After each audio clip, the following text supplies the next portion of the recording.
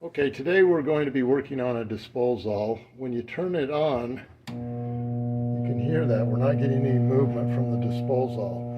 So we're going to try a few things to see if we can, and now you can see that it's shut off. So what we'll have to do is reset the switch.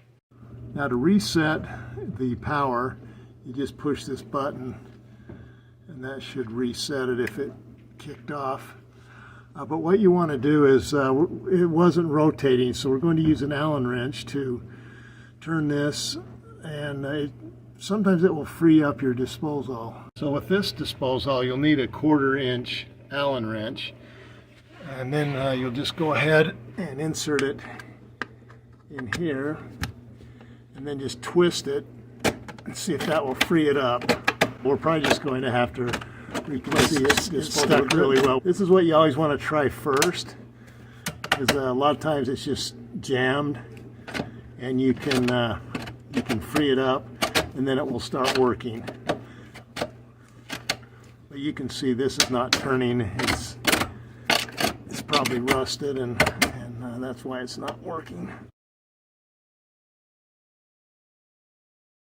Now what I did is I got into the Disposal and just kind of cleaned stuff out.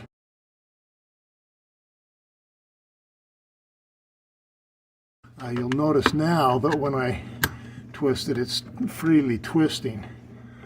So now we'll go ahead and try it again and see if it's working.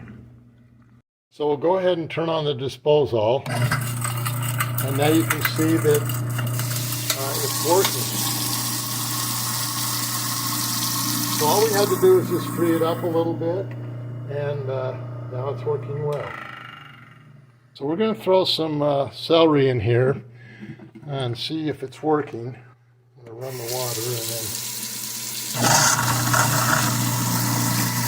as you can see, it's working really well.